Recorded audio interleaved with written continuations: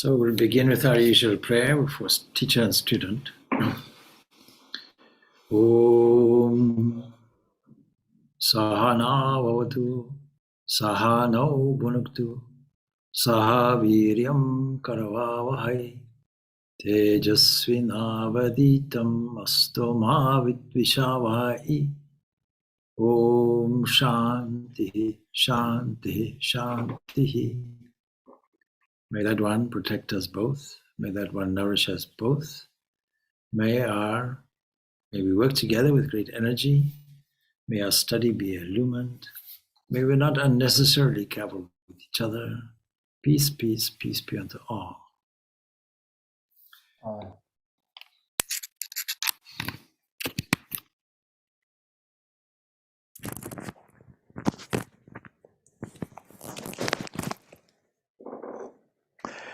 So we are continuing our study of the science of religion. And of course, what we are saying by using this title is that what we call religion is not the conventional idea of religion. It's not the idea of a religious organization or a cultural association or a set of rituals. This is religion in the definition that Swami Vivekananda gives us. Religion is realization. Realization of what? Ultimately, realization of ourselves in depth. Man in depth is the study. And so now, if you look at life largely, you'll see it is pretty painful. Mostly thorns with a few roses here and there. And why is that? It is because we don't have this knowledge. And so if we're studying Raja Yoga, the science of religion, we see that in the book Raja Yoga, 2 sections are there. We've dealt with the preface, introduction, and so on. And we are leading up, ultimately, to the study of yoga as a practical philosophy, a philosophy that involves primarily meditation. And so the study of the science of religion, we really are studying the science of the inner journey that we call meditation.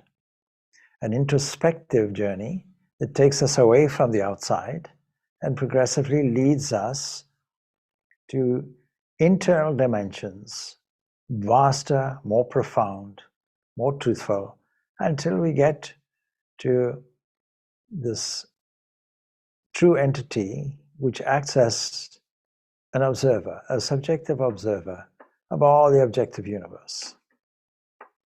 And in identifying with that, we also realize that our problem is we're not identified with it, and that is collectively called ignorance. Therefore, the antidote is knowledge.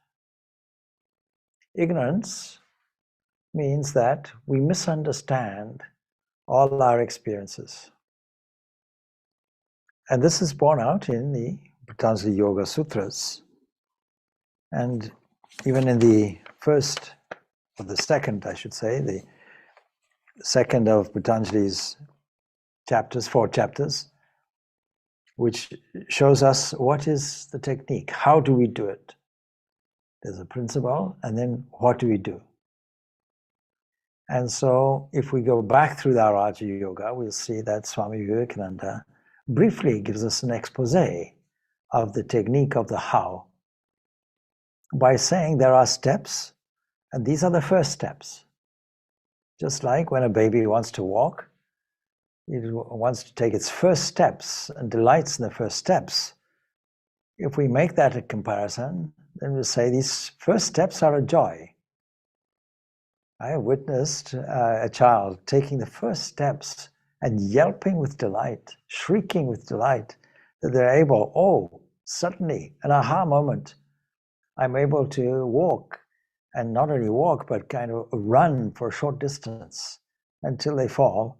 They get up and are so happy with themselves. And so this is a journey like that. But you see, behind it is we want to avoid pain. In the Patanjali Yoga Sutras, it tells us this. It says, avidya, it begins like this. The pain-bearing obstacles are ignorance, egoism, attachment, aversion, and clinging to life. There are 5 things. These are called kleshas. It all comes from a succession. First of all, ignorance. The pain-bearing obstructions. In other words, the things that are painful for us, and they also, because they are obstructions. Because when we have the full blaze of knowledge, all the pain goes away. And so I'm referring to the 2nd chapter of Patanjali Yoga Sutras. It's the 3rd sutra, and it tells us about these pain-bearing obstructions. But we are suffering from darkness, ignorance. The Vedic prayer, peace prayer, asato ma sadgamaya, tamaso ma jyotirgamaya, mrityo amritam gamaya. Lead us from the unreal to the real. And so the inference really, with all these philosophies, will be, it is looking through a glass darkly, in St. Paul's language. The commentary that Vivekananda has accumulated from all these other commentaries, he gives as a summary. These are the 5 pains, the 5-fold tie that binds us down, of which ignorance is the cause, and the other 4 its effects. It is the only cause of all our misery. It is the only cause of pain, the only cause of our misery. What else can make us miserable? The nature of the soul is eternal bliss. What can make it sorrowful except ignorance, hallucination, delusion? All pain of the soul is simply delusion. And then it goes on to explain what is meant by each one. But let's go back now and see these first steps. Very often there's an inclination, particularly in modern times, to say, forget about the steps. Let me just jump to the end, please. I don't want to know about all this moral and ethical training. I want samadhi. Can you teach me samadhi? Because I haven't got time to do all these steps and so on. But of course, that would be very fine in the modern world if you're talking about instant coffee. But if you're talking about instant realization or instant superconscious state, as we would want to call it, or samadhi, ecstatic trance, then, or concentration, the epitome, the ultimate concentration. Ultimate concentration means no thought is there in the mind at all. You won't get it by blanking the mind. One of the biggest mistakes and errors to do with meditation is, oh, let me keep the mind blank. Oh, I cannot meditate. Why? So we can avoid the pain that is to come, there's no doubt. But we have to take steps, we have to take measures. It's the same with any discipline. If you want to learn a musical instrument, you start from lesson 1. You don't start from lesson 10 or lesson 8. If you want to climb a ladder, you can't magically fly up to the top. You have to take the first rung, second rung, and so it goes on. And so in the first steps, napped chapter, the 2nd chapter, what happened to the first chapter? First chapter we've covered. The first chapter is our introduction to the subject, and we've covered that over the weeks. So let us see what Swami Vivekananda has to say. He says, Raja Yoga is divided into 8 steps. Now, these are also called limbs, of course, but 8 steps. And the first is yama. Yam meaning control. We always have to exercise some control. If you want to drive a car, naturally, the first thing is you have to learn about the controls. If you want to learn to be a pilot, you're beset with a whole array of controls. How to control this, how to control that. And if you take the human body as something like a car, something like a vessel, we can reclassify it, earth car. how to drive the earth car and how to drive the engine. So the misunderstanding of keeping the mind blank, emptying the mind, means I want to get to the 8th step first. I don't want to do all the other steps. And that's a big misunderstanding.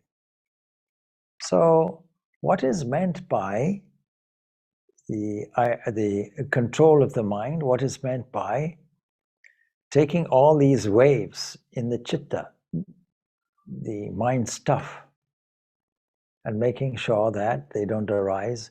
This is the effect of the other steps. It is not the starting point.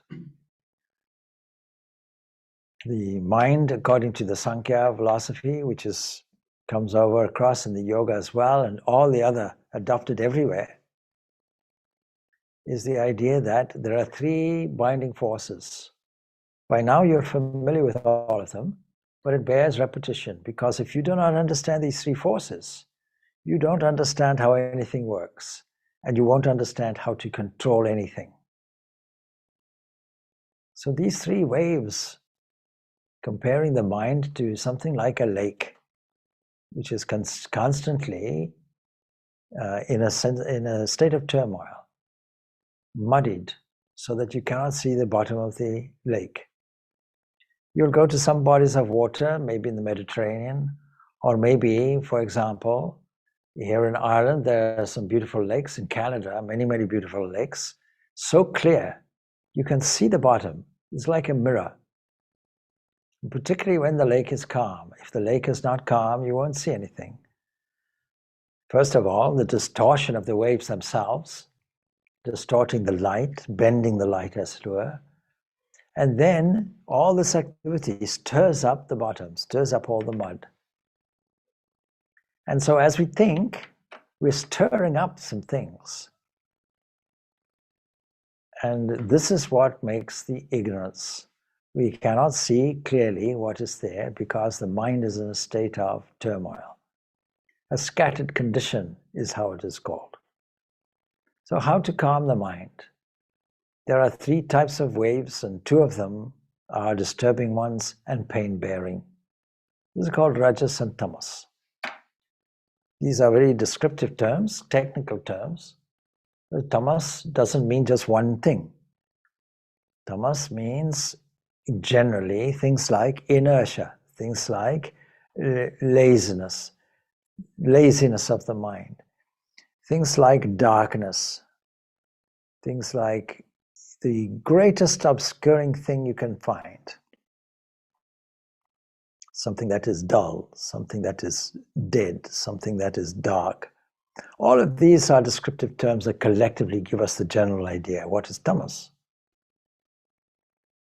A sense of ignorance. And the great example would be, let's say in Africa, would be in the early morning, there'll be hungry lions roaming about, and there'll be gazelles who might not be mindful of the lions. The lions are fully awake, but their prey may well be ignorant. And unless they're alert, they will be caught. This is painful. It is painful to be on the breakfast menu of a lion. But it's very nice for a lion, and the lion is full of energy. But in both cases, there's one factor there. The factor can be interpreted as self-preservation. You may think that the gazelle doesn't have the self-preservation, but it does, because it's busy eating its own food and completely ignorant.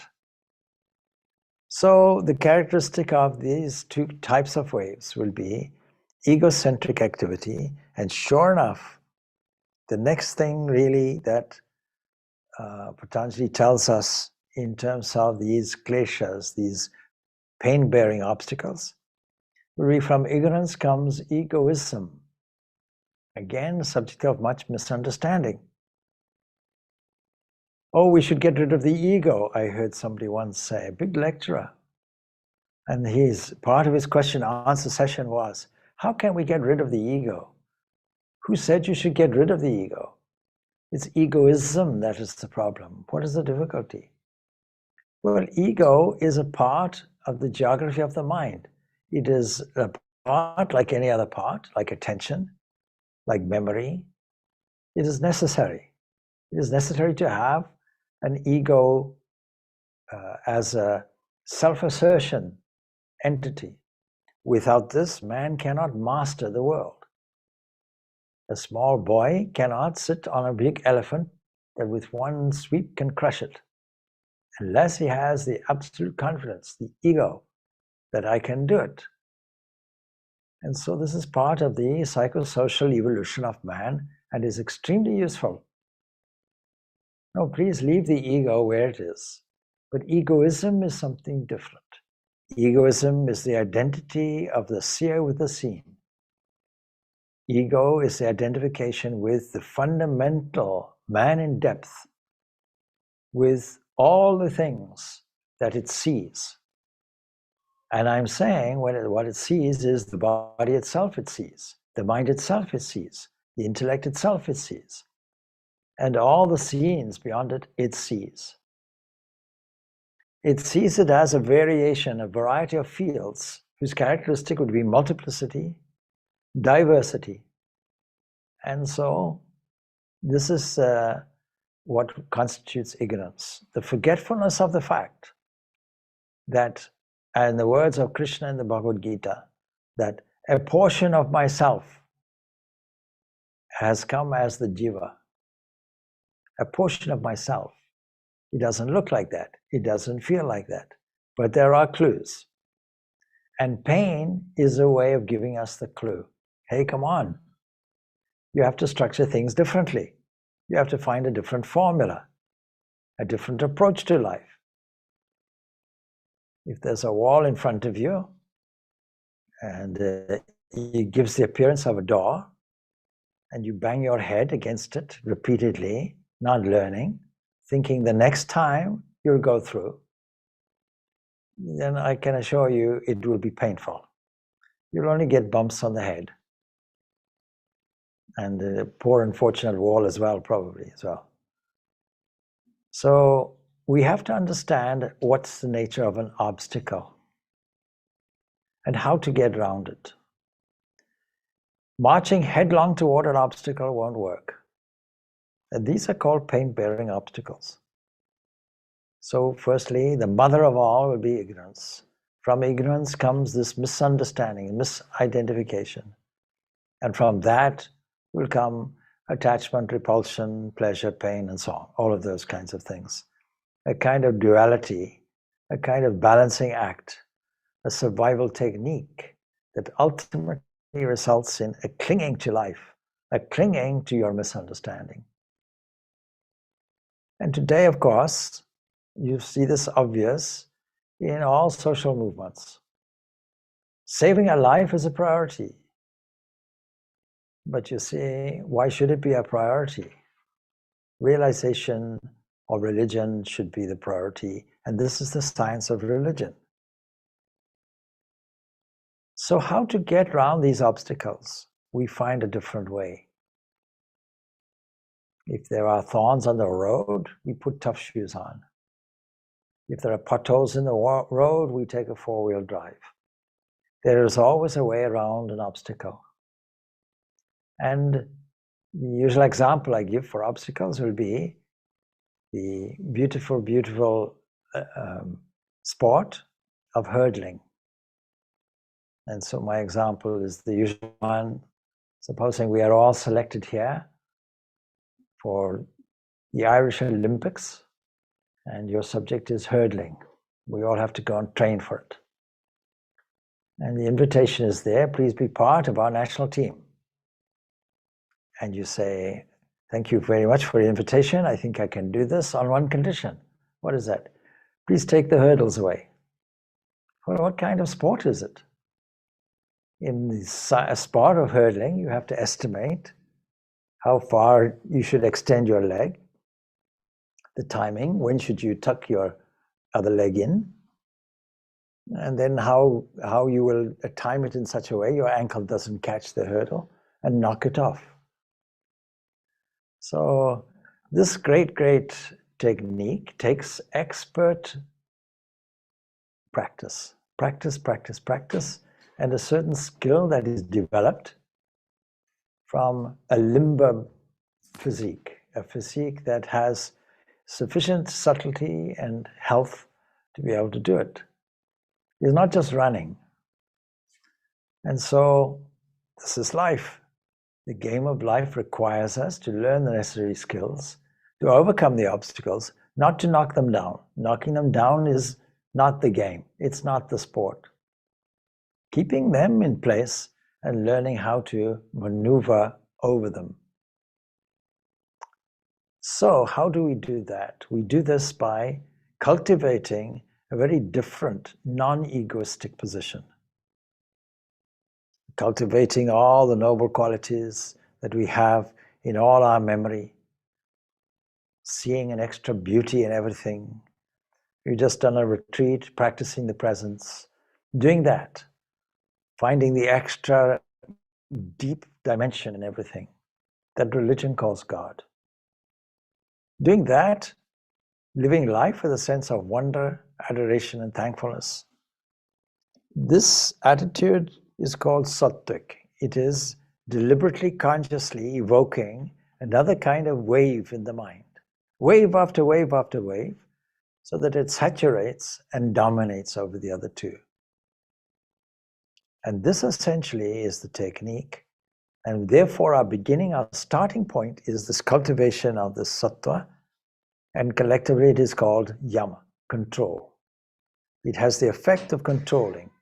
In other words, taking all the energy that appears at your substation of the mind and directing it, redirecting it, deliberately, consciously, into a different direction.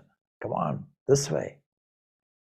A way which is no longer selfish, a way which has a generosity of spirit, a way that is an open channel. Using the ego as an open channel, not destroying the ego, but using it. Using the instrumentation that we have, using the body, using the mind, by revaluing everything. So it equates to purity. You have to purify the mind first. You have to make a purification.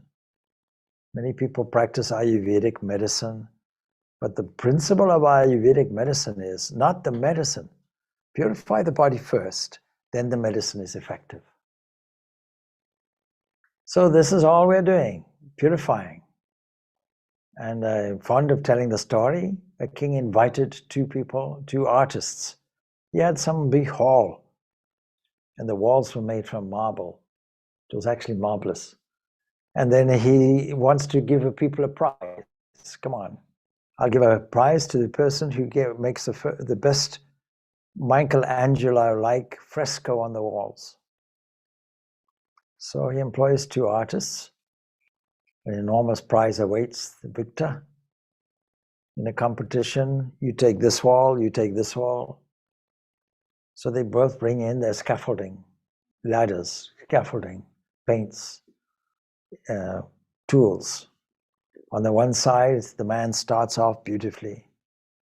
You know, Michelangelo in the Sistine Chapel, you can still see the perforated marks because they made paper and put a figure and then punctured the holes in it.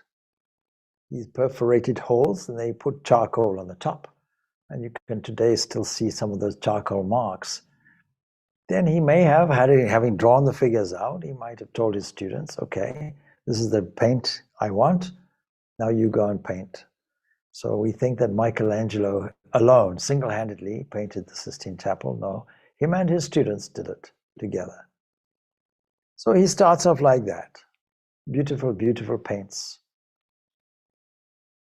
Many years ago, I went to the Sistine Chapel, and the Japanese were renovating all the ceilings, and people were disappointed because they were used to seeing the dark, grimy pictures, and all the grime was removed, and the brightness of the paint, magnificent.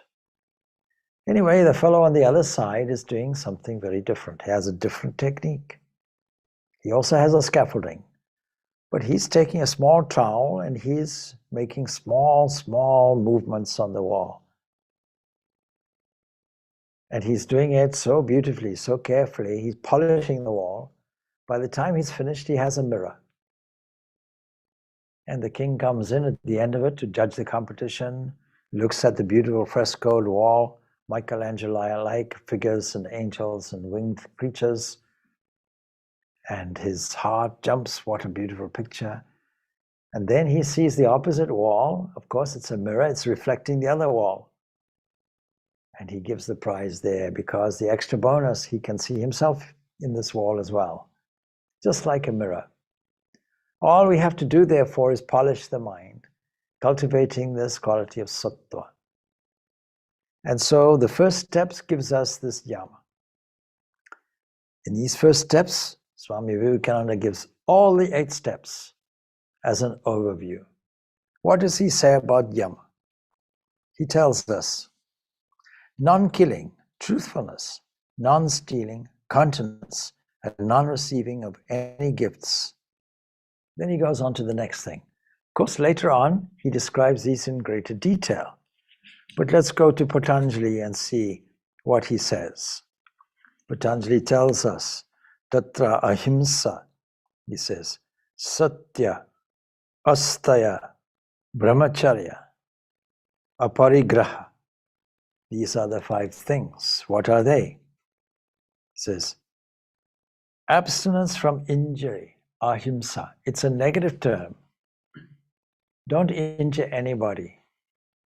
In thought, in word and deed. Thought, word and deed. Don't injure any creature, not just any person. Do unto others as they would have do unto you, the golden rule. This does not apply. It is do unto other beings, not other people. People are included in the beings, but it's now covering a generosity of all beings, every creature. It's a very, very high stance. Then many people will ask us, but the Bhagavad Gita, this encourages violence, doesn't it? No, of course not. It encourages duty. So there's a difference. You can't have a country without at least breaking this in some way, but it's a very high ideal. So ahimsa is a negative term. That means on the positive side, on the other side of it, it must be love. How can we indiscriminately love all beings? And now we come to the secret that is contained in all Upanishads, the Isha Upanishad, Katha Upanishad, and is contained in the Bhagavad Gita. And it's described as seeing the self, that is the in-depth dimension, as it were. Seeing the self in all beings, and all beings in the self. In other words, everywhere you look, be it a spider, be it an insect, be it an atomic structure these days, be it a star, the farthest galaxy you can see, be it a face, human face, be it a mammal, be it a crocodile, whatever being that you see, be it a tree, be it a plant, anything which is living, you'd be hard-pressed to identify anything that wasn't. Anything that is there, anything that is around you, you should go and see the essence of it, the quintessence of it. And there you'll find the foundation, which is called variously Atman, or the yogic language Purusha. It's the same thing. Seeing that and responding to that, therefore. So people who live in the head, you will say, no, not just see, but feel it. Feel that presence in the other. And the whole practical aspect of Vedanta will be to see that being, to see that, and therefore serve. Serve that in others. It's a key to service. It's not just social transformation. It's not trying to correct anything. It now goes to adoration and worship. Of these, the restraints are abstinence from injury, truth, that is veracity, abstinence from theft, continence, abstinence from avariciousness. And Vyasa, our commentator, says this: of these, abstinence from injury is the not causing of pain to any living creature in any way at any time. Very clear about it. The restraints and observances that follow have their origin in it. In other words, all the others are going to come from it. Now, there's a truthfulness is also great high value, and it's described as well. But you see, we have to be very careful. Sometimes we have to use our discernment. When your wife says, do I look fat in this? Do you go for ahimsa or you go for truthfulness? So these are some of the thorny issues connected with this. Anyway, he goes on. Next is niyam, cleanliness, contentment, austerity, study, and self-surrender to God. So we have to comment on that too. So let us look at the first 5 ones anyway. All right. So non-injury on the other side is unconditional love.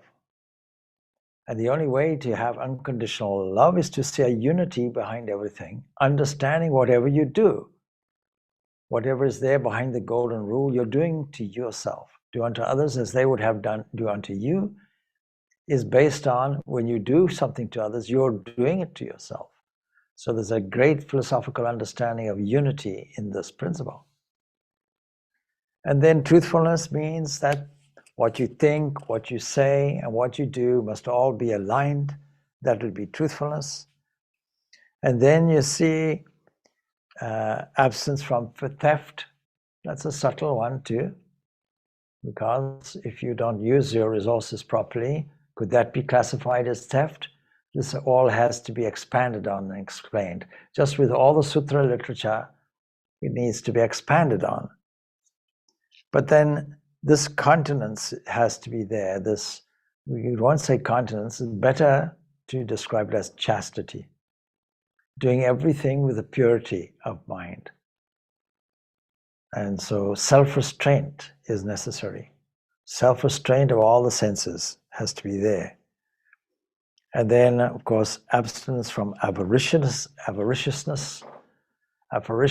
and Swami Vivekananda interprets it in a different way, but it means the same thing, non-receiving of gifts. It's not that you shouldn't receive gifts, but you shouldn't feel obliged.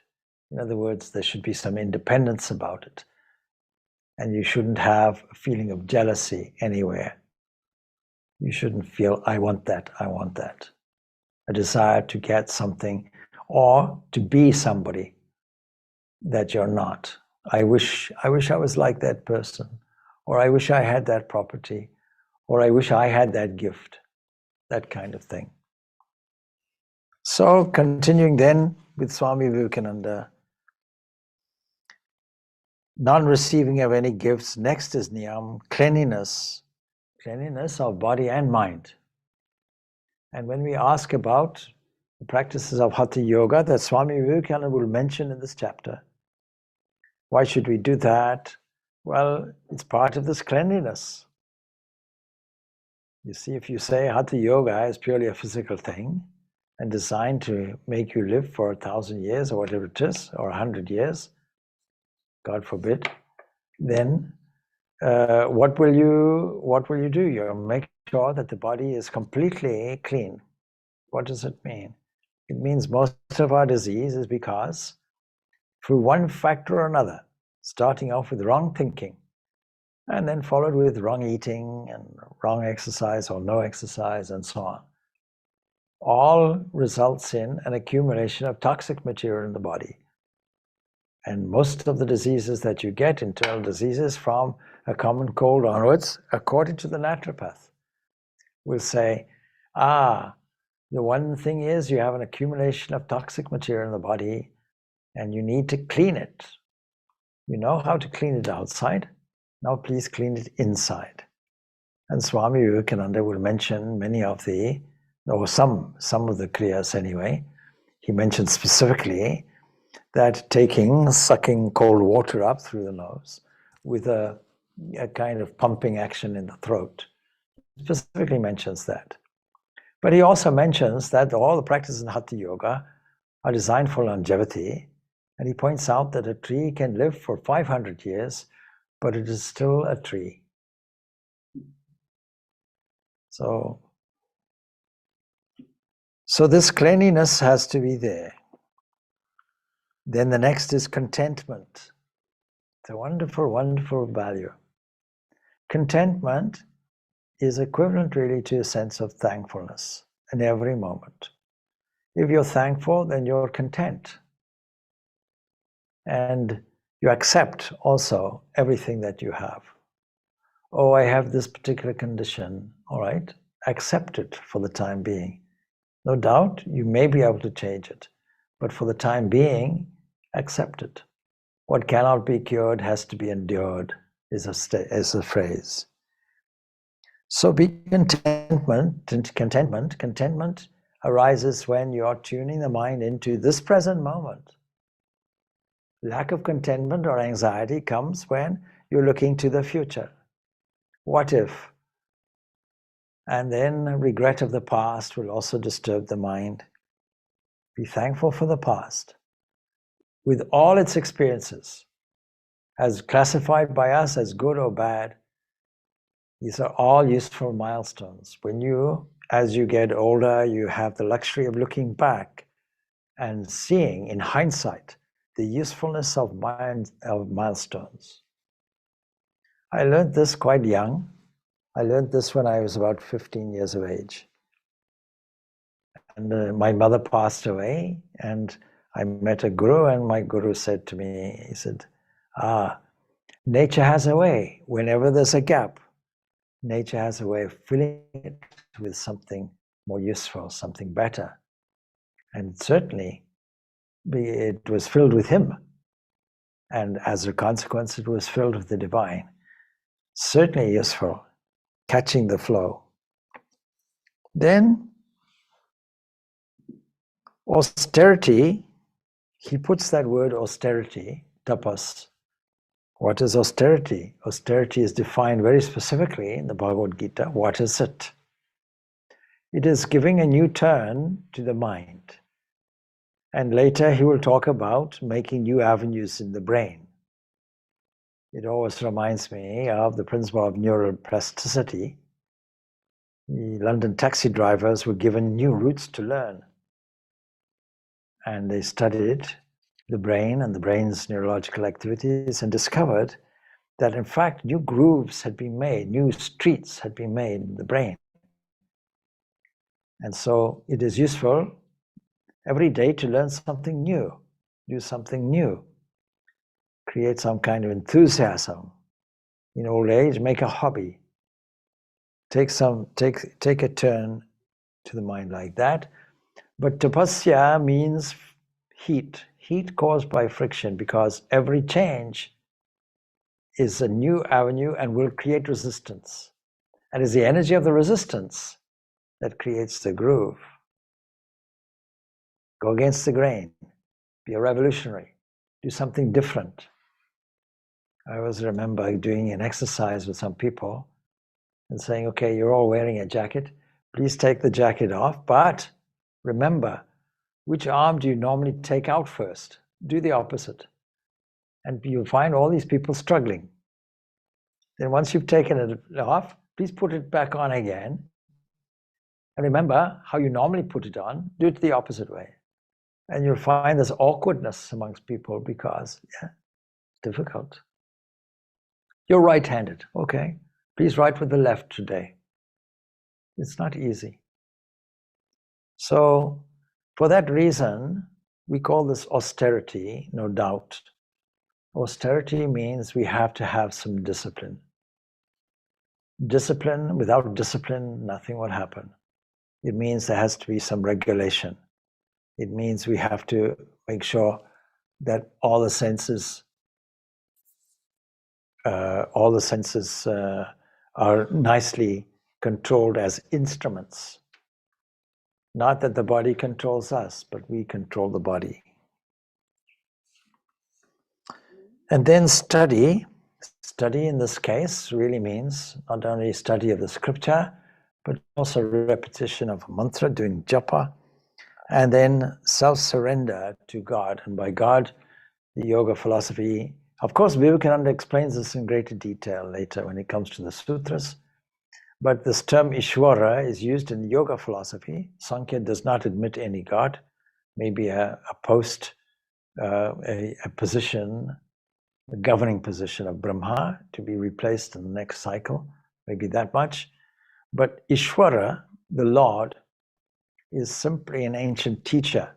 That is, whatever we know implies something's more to know. When there's nothing more to know, then you have somebody who will be the supreme teacher because they'll have all the knowledge, possessor of all the knowledge. Simple as that. So offering the fruits of activity. Here we have karma yoga in Raja Yoga. Then he goes on to say,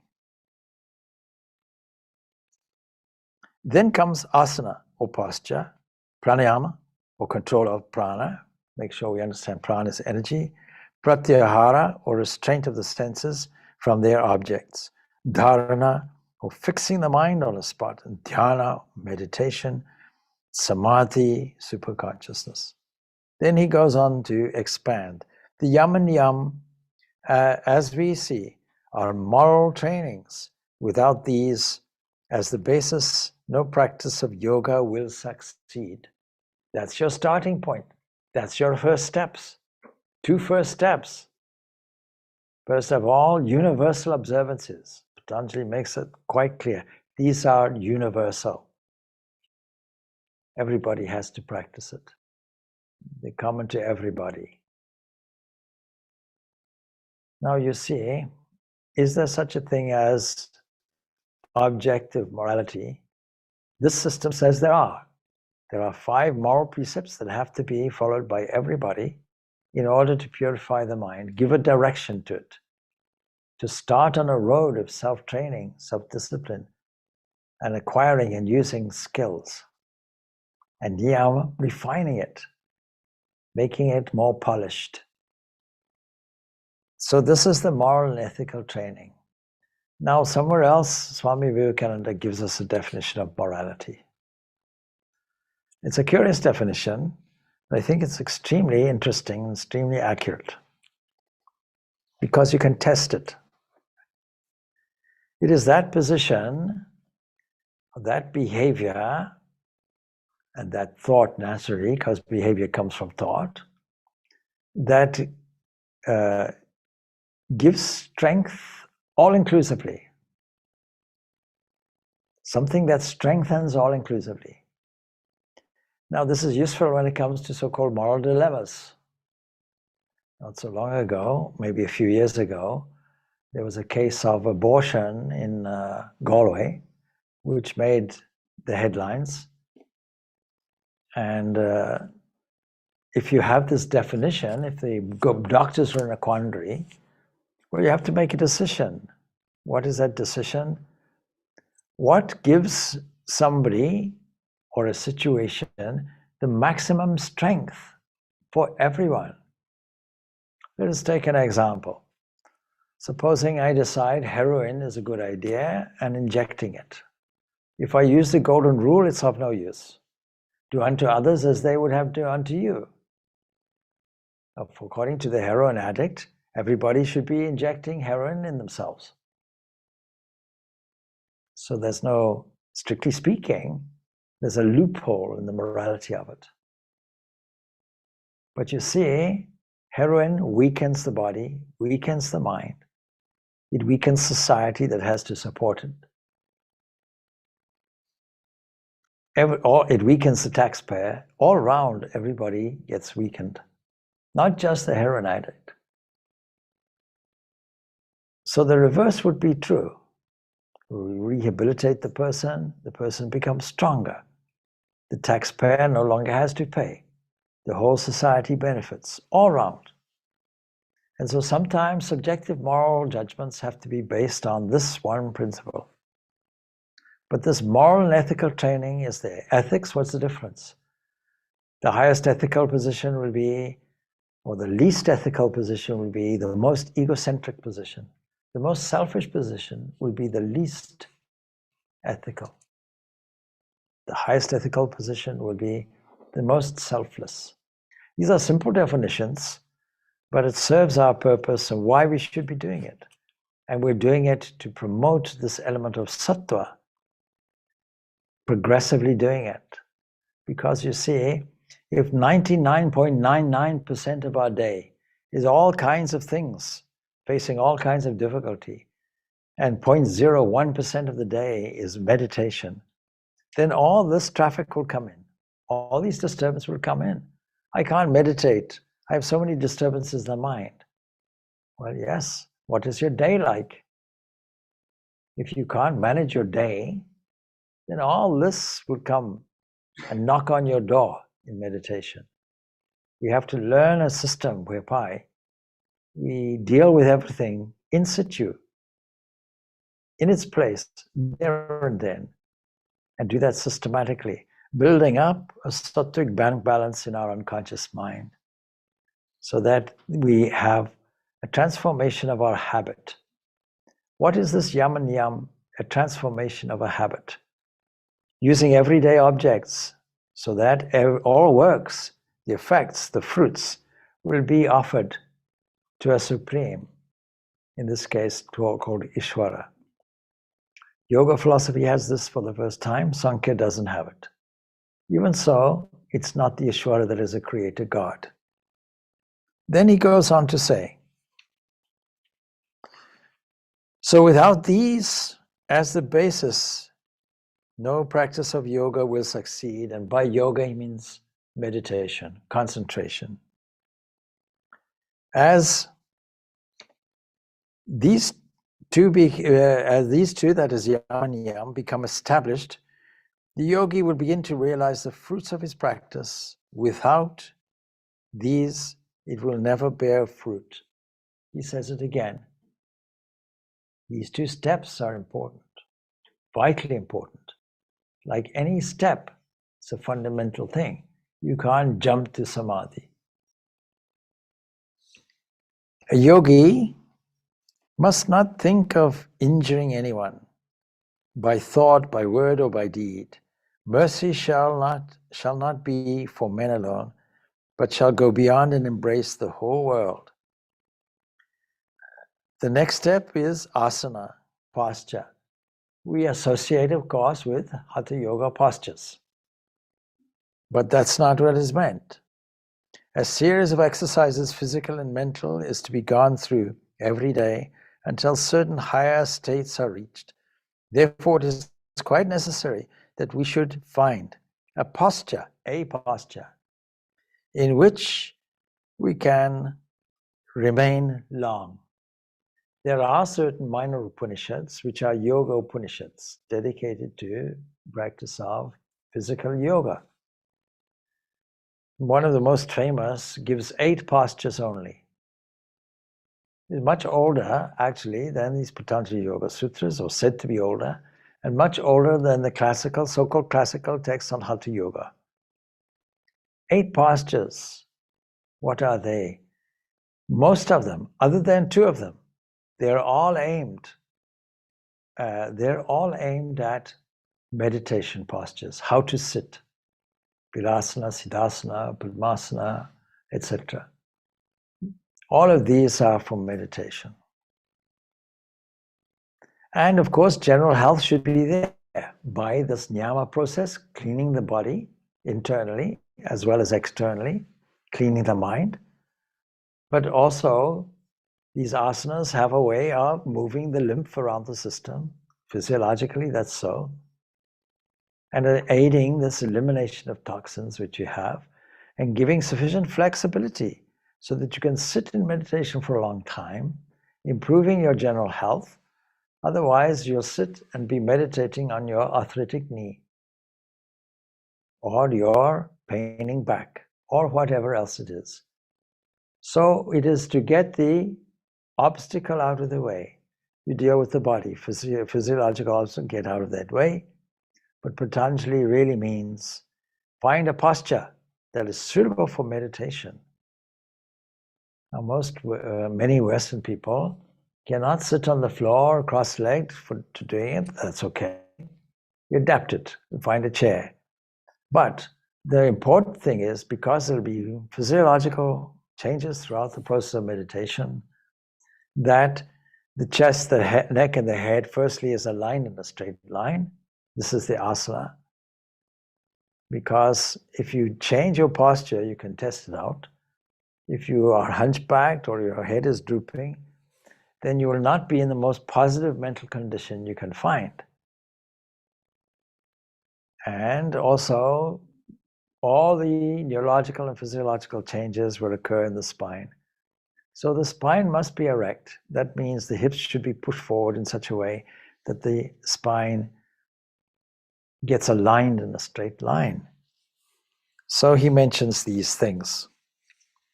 He says, therefore, it is quite necessary that we should find a posture to which we can remain long. And that portion, which is the easiest,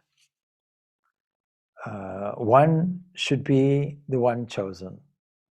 For thinking, a certain posture may be very easy for one man, while to another it may be very difficult. We find later on that during the study of these psychological matters, a good deal of activity goes on in the body. Nerve currents will have to be displaced and given a new channel. New sorts of vibrations will begin, and the whole constitution will be remodeled, as it were. But the main part of the activity will be along the spinal column, so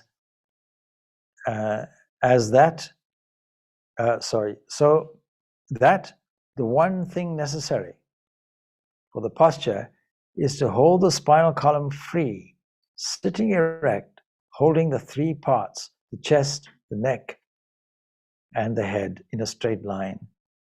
Let the whole weight of the body be supported by the ribs. And then you have an easy, natural posture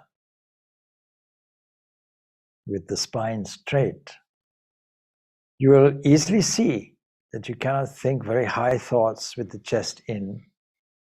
You know yourself, somebody like this. How are you? I'm fine. You know they're not fine at all. So you will easily see that you cannot think high thoughts with the body not aligned like this. And this portion of the yoga, he says, is a little similar to Hatha Yoga. This is what most people think is yoga, what we call Hatha Yoga, which deals entirely with the physical body. Its aim being to make the physical body very strong. We have nothing to do with it here, because its practices are very difficult and cannot be learnt in a day. And after all, they don't lead to much spiritual growth. Many of these practices you'll find, there was an old, a European French person who made a famous book on it, Delsart, he mentions it, and other teachers, such as placing the body in different postures. But the object of these is physical, it's not psychological. There is not one muscle in the body, he says, which a person cannot establish perfect control over. The heart can be made to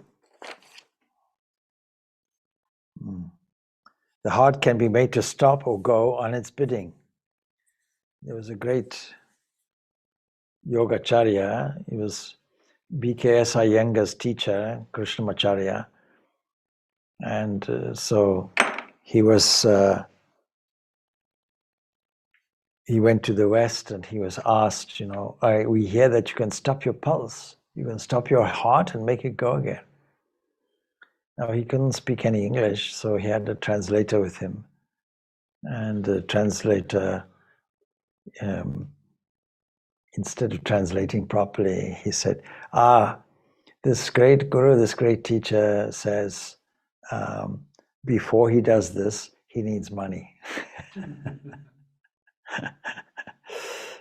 But no doubt he could do it. There's no doubt. So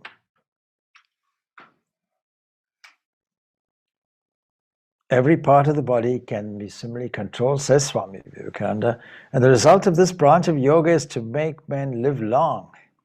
Health is the chief idea, the one goal of the Hatha Yogi. He is determined not to fall sick, and he never does. He lives long. 100 years is nothing to him. He is quite young and fresh when he is 150. Without, and I think there are cases of that, without one hair turning gray.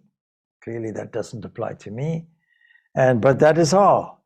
A banyan tree lives sometimes 5,000 years, but it's still a banyan tree and nothing more. So if a man lives long, he's only a healthy animal. One or two ordinary lessons of the Hatha Yogas are very useful. For instance, some of you will find it a good thing for headaches to drink cold water through the nose as soon as you get up in the morning. The whole day your brain will be nice and cool, and you will never catch cold. It's a very easy thing to do. Put your nose into the water, draw it up through the nostrils, and make a pump action in the throat.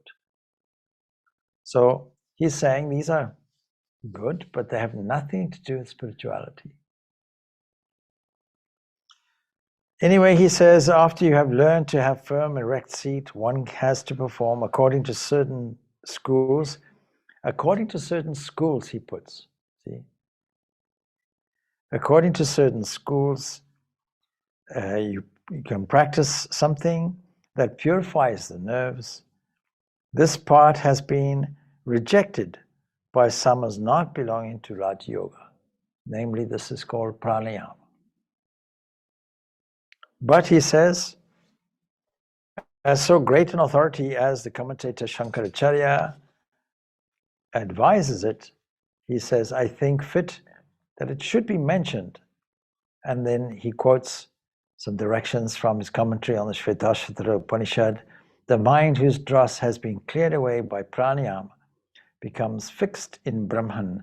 Therefore, pranayama is declared. First, the nerves are to be purified. Then comes the power to practice pranayama. Then he gives a very simple exercise.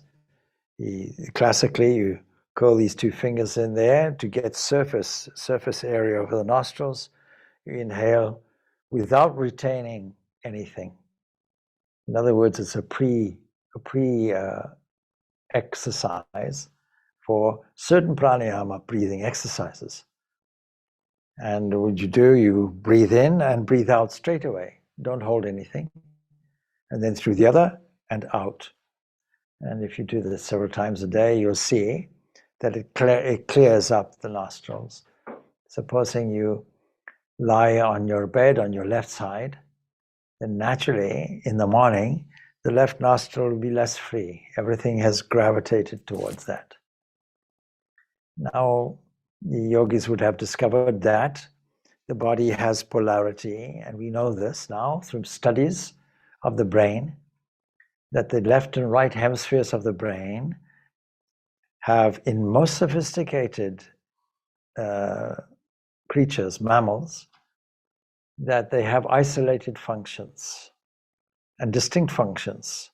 And the more sophisticated the creature, the more independent the functions are and the hemispheres are. And so I mentioned previously Ian McGilchrist, I think his name is. I might be wrong about that name. Anyway, I think it's McGilchrist, who has made a great study of this. I recently acquired a book in several volumes where he has investigated this very, very thoroughly and tells us about the evolution of these two sections of the brain.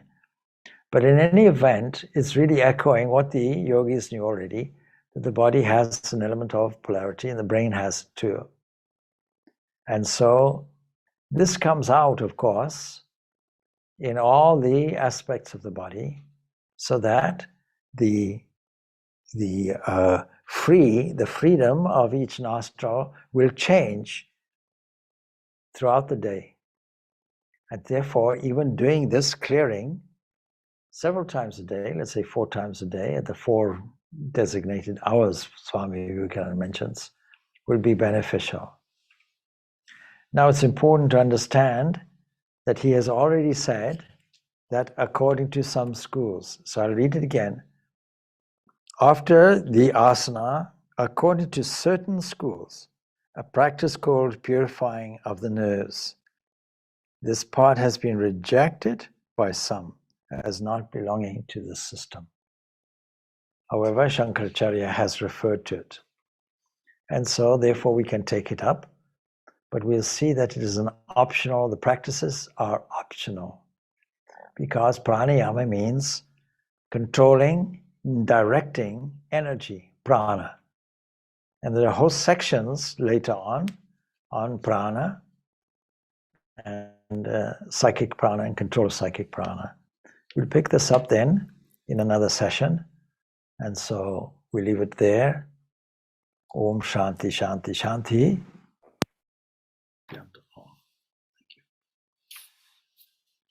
Thank you, Swami. Thank you, Swami. Merci, Swami. Merci. Thank you, Swamiji. Thank you, Swamiji. Thank you.